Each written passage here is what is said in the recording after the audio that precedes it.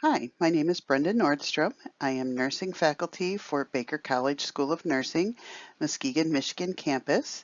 I am also a healthcare trainer for the Lakeshore Human Trafficking Task Force, which is a regional human trafficking task force located in West Michigan.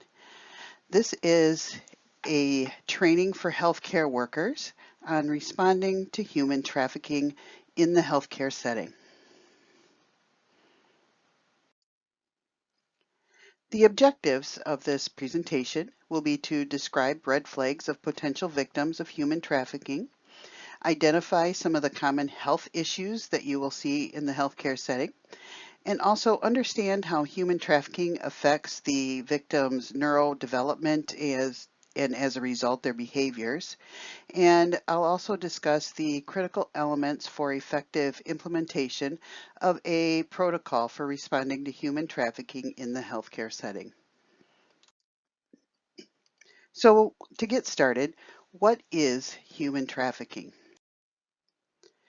I'd like to show you a video called The Faces of Human Trafficking.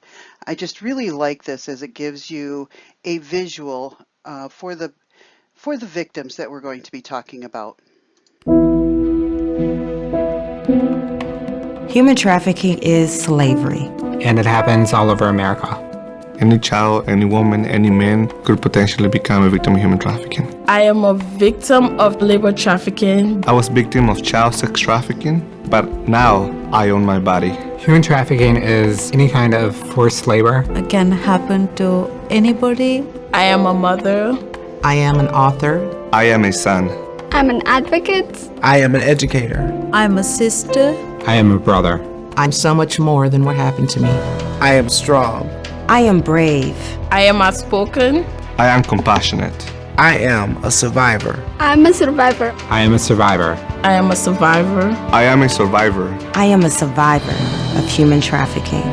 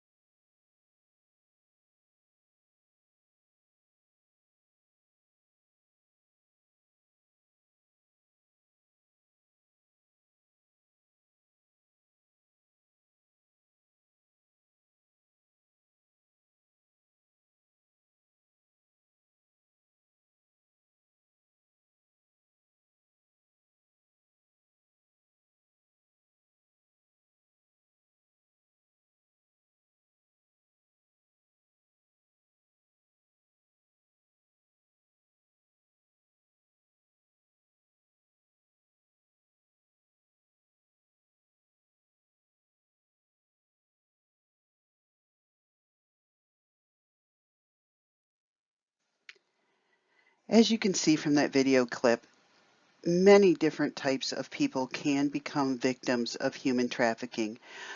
As I speak throughout this presentation, when I speak of a victim, typically I'm referring to somebody who is still in the life or is still under the control of a trafficker. If I say survivor, then I'm most likely referring to somebody who has made the jump or has gotten out of the life. Basically, they are now in control of their own life and are no longer in captivity. Legally, the United States refers to trafficking as the recruitment, harboring, transportation, provision, or obtaining of a person through force, fraud, or coercion. And those three words you're going to hear over and over: force, fraud, or coercion. It is the use of the force, fraud, or coercion for commercial sex or for labor. And this is referring to those that are over the age of 18.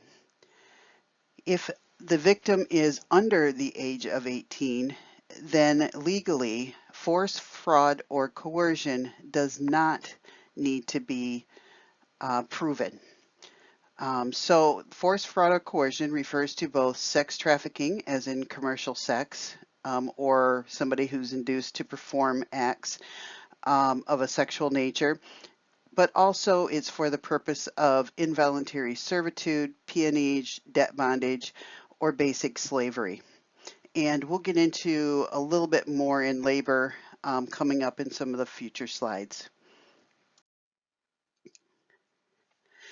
So when we talk about human trafficking, we always keep in mind that force, fraud, or coercion is involved unless they're under the age of 18, in which case that does not need to be proven, although there's almost always coercion in particular involved. It just doesn't have to be proven for legal purposes. Human trafficking involves labor and sex, which is what we're going to focus on here. There is organ trafficking that is also considered a type of human trafficking, but at this point we're just going to focus on labor and sex. Some people believe that smuggling is trafficking, and that is not the case.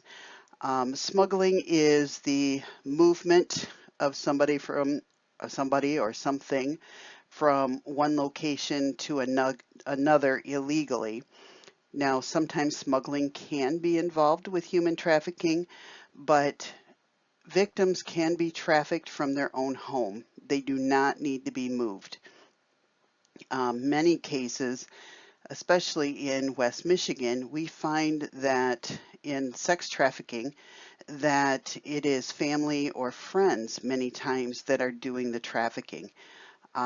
It could be, say, a mom can't make rent and she doesn't want to get kicked out of her house. So she offers her teenage girls to the landlord for sexual favors in exchange for being able to stay another month or two in her home. That is trafficking, and that is also a true story and does happen.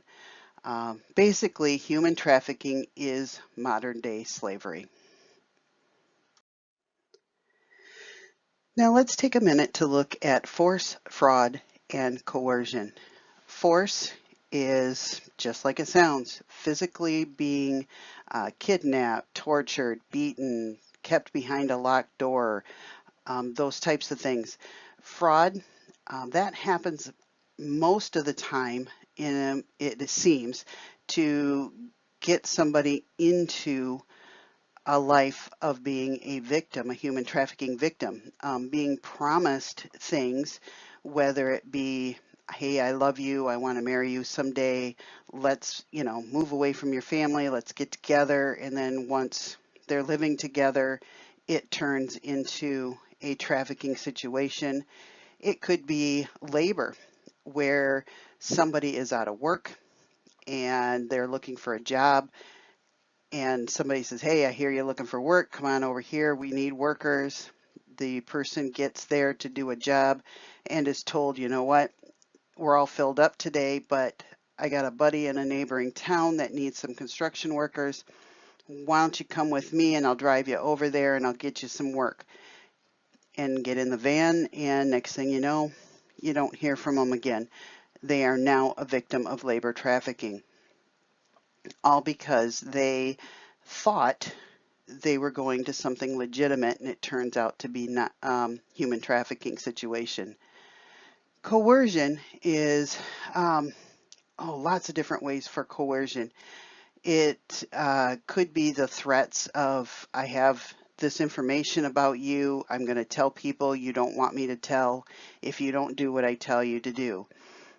Debt bondage is where somebody wants a job, say over here in the United States. They get a visa for them, they get them an airfare over here, they put them up in a place to stay, they help give them food, and then when it comes time for the paycheck, they're told, you know what, you have this huge outstanding bill and you're barely scraping the surface with what you make. There is absolutely no way you're going to have anything to live off of. So they're stuck in bondage forever trying to pay off a debt. A situation that shows the use of all three of these is a girl out of Detroit as a teenager, well-to-do family. Dad was in business, like high-level business. The family belonged to a Catholic church, and um, there was a teenage boy in another family. The dads worked together. They went to church together. The kids went to school together. Mom told her, don't go home with teenage boys. Don't be alone with them. All parents tell kids that. And sometimes teen girls don't follow or do what they're told. She got into the car, got a ride home. He took her to his house and through fraud, got her into the home. He then had friends there with a camera, and they raped her and videotaped it. That's the force. And then told her that they would show that video to her parents if she didn't do what they told her to do. And she was very embarrassed, had a lot of shame for what happened, didn't want her family to know that she had disobeyed, and she followed through. She went and met Johns. She skipped out school when she was told to. She left the house, snuck out, and for many months, the family had absolutely no clue what was going on in this situation. She kept it a secret, all because she was being coerced. And even to the point where they heard a gunshot one night and found her dog dead in the backyard. And she knew that her trafficker was telling her to keep her mouth shut. And she knew that that was a threat. And so she continued in that lifestyle until eventually things did come out, and she's now out, and she is a survivor. In fact, I think she does a lot of speaking against human trafficking now. But that shows you how easy it is for somebody to get tricked into the life of human trafficking through force, fraud, and coercion. Sex trafficking. I have the word rape here just because I want to highlight the fact that legally it's called sex trafficking, but what it really is rape. It's serial rape over and over. Those who are involved in sex trafficking do not do it because they want to. They are doing it because of force, fraud, or coercion. So it could be commercial sex. Um, Sometimes they just don't know they have a choice and they're forced to do it. Stripping, pornography, escort services. And I think it's important to know that men and boys are also sex trafficked. Prior abuse is very common amongst sex trafficking in that it sets up the victims because they've known the abuse already, and it's easier to get them into the sex trafficking lifestyle because of that prior abuse. And like I've mentioned before, they are frequently trafficked by family members, friends, or neighbors. Most people think of trafficking like the movie Taken with Liam Neeson. It is not that way. Um, Again, family members, friends, neighbors is not uncommon. When it comes to labor trafficking, we're looking at the top 10 industries for labor trafficking, and notice how agricultural is right at the top. And in Michigan, we are one of the top states for migrant workers. And so we can see a lot of labor trafficking happening at that level in particular. Domestic work, restaurants, those are other industries that are very common in this area. Michigan law. We've seen the law on the national level. It is the same in Michigan. There are laws against forcing somebody to perform labor, which is where somebody else gets money. There's economic or financial value to the work being provided. But notice services. Services are under the supervision of or for the benefit of another. Sometimes that does include sexual activity, commercial sex, pornography, stripping, those types of things. Debt bondage, like I had mentioned before. And what I really like to point out is trafficking of a minor. The trafficking of a minor, both sex and labor, you do not have to prove force, fraud, or coercion. And in the, especially for sex trafficking, regardless of whether the person knows the age of the minor. So if the John is caught and they're with a minor, frequently in the past they've said, hey, I didn't know, she said she was 19, and that's no longer a valid excuse. Traffickers, as the adult, they have to prove that somebody is an adult. That they can't just go by, well, I didn't know any better. So that's one step closer to trying to protect our minors. Even with laws in place, human trafficking is still alive and well in Michigan. This is a video clip or a trailer for a documentary called Break the Chain, which was produced through students at Michigan State University.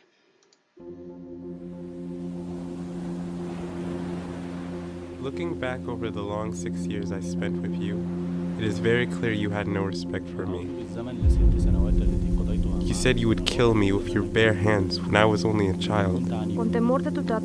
After hearing over and over how you said I was horrible and worthless, I cannot erase those messages. The physical torture, beating me and starving me, you inflicted was so painful that I prayed at night that God would either help me to be free or allow your assaults to kill me.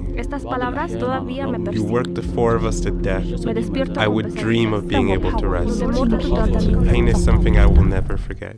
Michigan prosecutor charged. Epidemic here in Metro Detroit. Only 18 years old. Websites like Backpage.com. $1,400 an hour. Human trafficking is extremely profitable. It's so profitable that we're seeing some drug traffickers get out of drug trafficking and into human trafficking. Human trafficking is something that we have never been without in the United States. We even fought a war. Everybody knows that. And there is an assumption that that indeed ended slavery. It did not end slavery. There are about 21 million people around the world that are being trafficked. I was 7 when I was brought to the U.S. by a trafficker. He pretty much told my parents that he was going to give me education here, a better life. You know, when we talk about this, we often talk about it as something that's very much hidden in plain sight. They typically think of human trafficking that they've seen in the media. Dramatized, made huge on the screen, and that's really not necessarily how it happens. It is happening everywhere around us. Sex trafficking is the second fastest growing criminal enterprise in the world. The girl that was up in the top bedroom, that's where he shot her in the face. At the age of 13, really didn't have anywhere to go. I was pretty much homeless. At first, of course, they treat you like a queen, give you everything you want. Slowly but surely, you end up on the bottom of the barrel, but still giving everything you make. We were to give him all of our money. I had gave him every dime that I made. I'm a part of a film crew. I'm doing a documentary film. You know what I'm saying? I basically gave all my money here. Have the cops ever come here for trafficking? But you do know that there's human trafficking? All of us are victims of human trafficking. Every one of us could be one of them. We need all types of people to talk about it correctly and fully informed. This is just another civil right that we have to fight for. People are entitled to be free.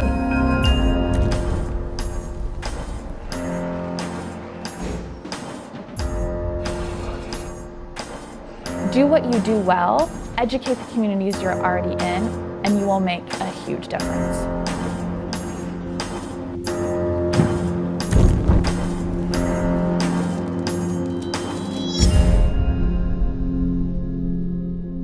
So first of all, thank you so much for speaking with us. And the first thing that I wanted to ask you is, do you want to remain anonymous? No.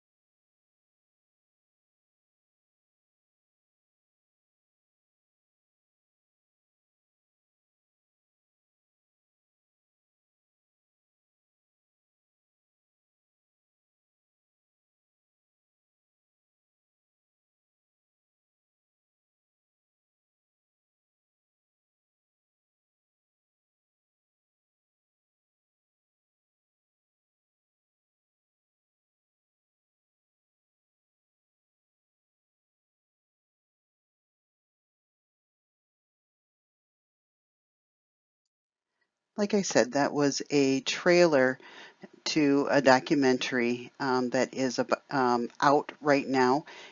So just Google it and see if you can find a showing for that. I highly recommend it. Here we have some estimated statistics, and I specify estimated because the nature of human trafficking, it lives in the shadows. We don't know how many there are. We can only go by the number that are reported, and then though the data that is collected is just extrapolated, and they do their best to predict how many there are. I get very nervous when people are throwing out specific statistics, such as Michigan is #2 in the country, blah, blah, blah. And stay away from specific statistics for the most part. based on what we do know, anywhere from 20 to 45.8 million slaves globally. That is just our best guess, but we know that there are millions and millions of people globally who are enslaved. Now, on a local level, we look at runaways as to kind of guesstimate the number of victims in sex trafficking in particular. We have data that says about 1 in 5 end up in sex trafficking, and we know that in 2015 there were over 6,500 runaways reported in Michigan.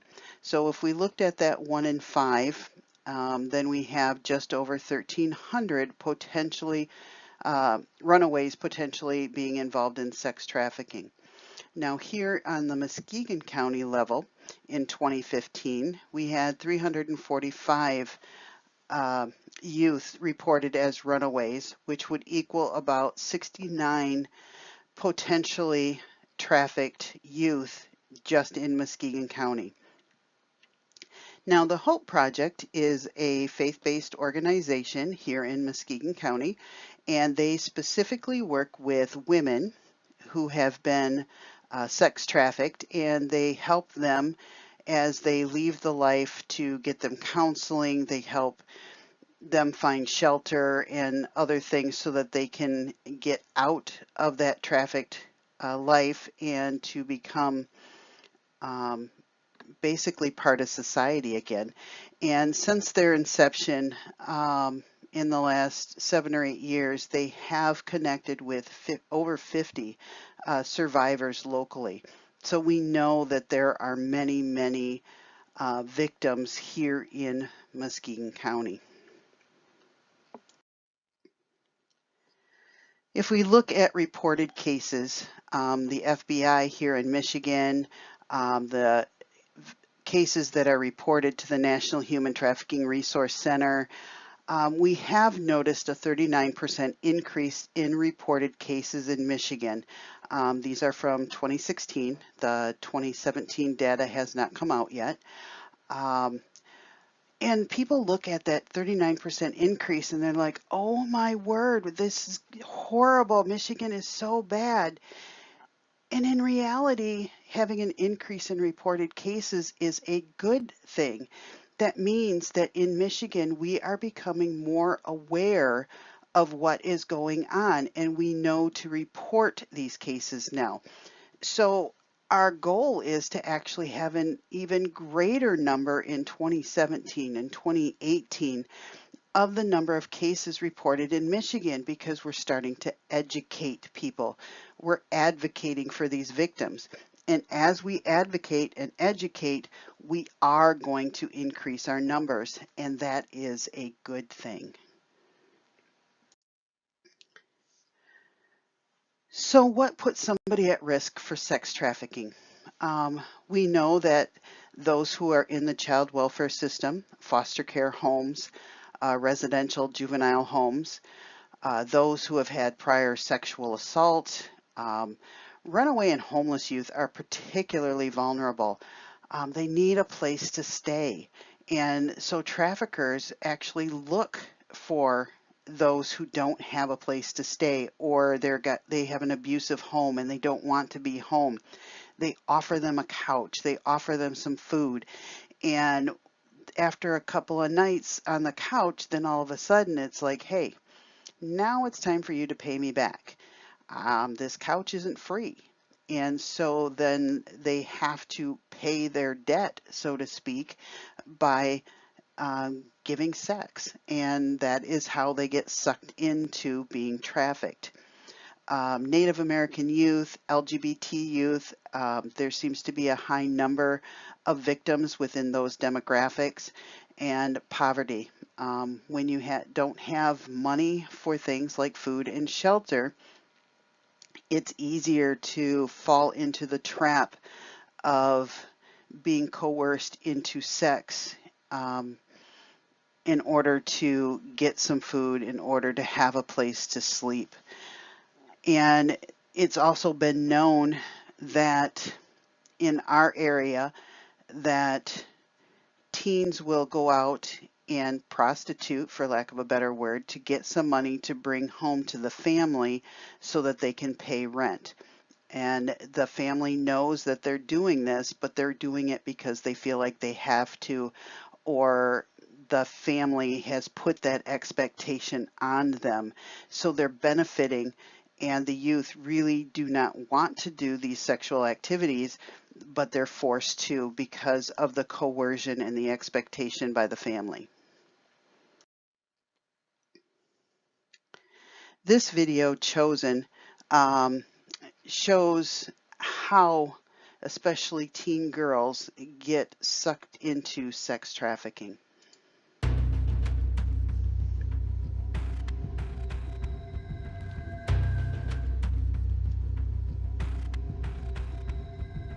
We're working with what we have, and I was like, what do we have? And she's like, your body. I didn't know about sex trafficking until I was in the middle of it.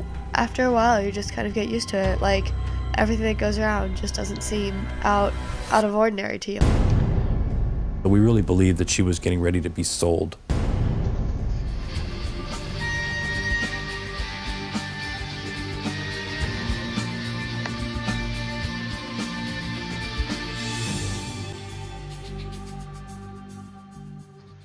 Brianna comes from a small town, was an A student, did everything you hope your daughter would do.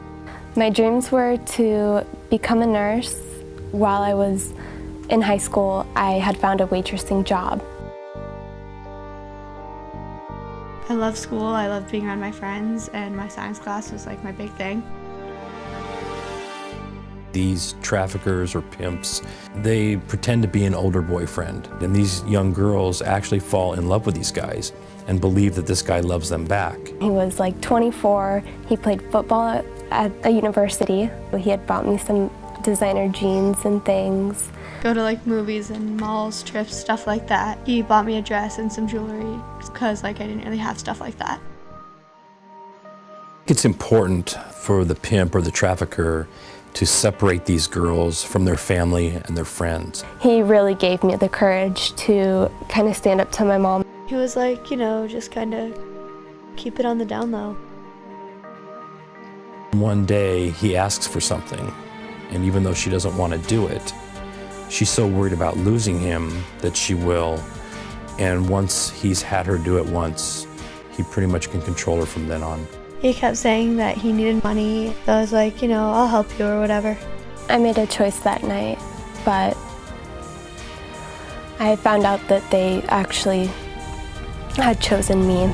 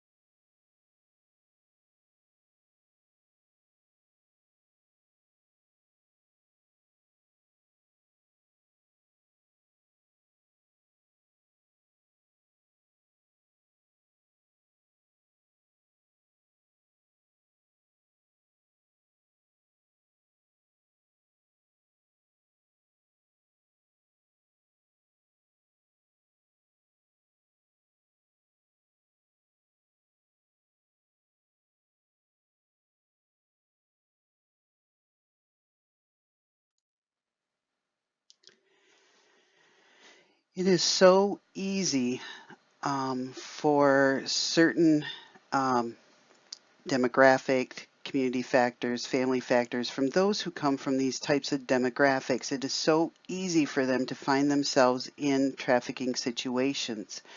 I have this chart up here.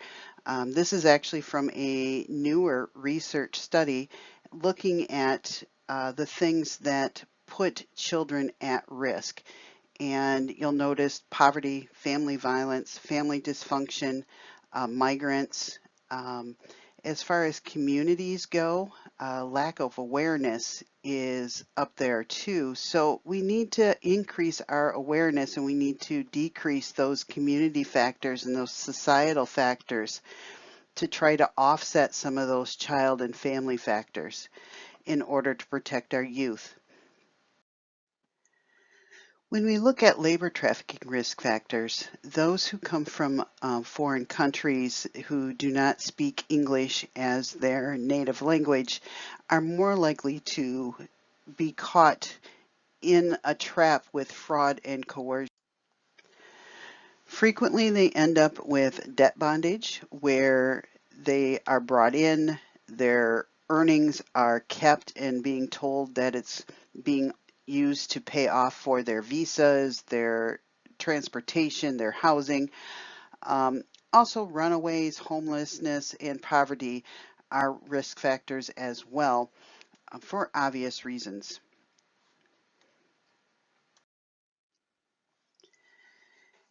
Now, agriculture is one of the top industries for labor trafficking, and in Michigan, we have high numbers of migrant workers. In 2013, we had over 94,000 documented workers and family members here in Michigan. Many of them do not speak English or speak limited English, which puts them at high risk, and sometimes the countries where they came from, their living conditions are far worse than what they're living while being trafficked here. And a combination of all of that makes it very difficult for us to track down and determine who is being trafficked. You add to that the fact that farmers many times don't even know that their workers are being trafficked. There is a middleman typically who does the translating, helps set up housing, helps the money change hands, and it's that middleman that does the trafficking, not the farmers. So, most often the farmers are innocent in the fact that they are not actively trafficking. Sometimes they may turn a blind eye to what's going on, but it is that person in the middle that is benefiting financially from the situation. In addition to agriculture, we also have some issues with workers in restaurants. We have a couple of places here in West Michigan that police officers are keeping an eye on due to the fact that they suspect there's labor trafficking, but whenever they go to investigate, they flee because they're afraid of deportation. Again, because the place where they came from, the living conditions were even worse. But ethically, can we really use that as an excuse to not help them get out of their bondage? So just something to think about. Now that we have looked at what trafficking is and some of the risk factors, we are going to end part 1 of the training, and please look for Responding to Human Trafficking Part 2, which will be specifically for healthcare workers and how to set up a program inside the healthcare facility where you work. Thank you very much, and I hope to hear you or see you in part 2.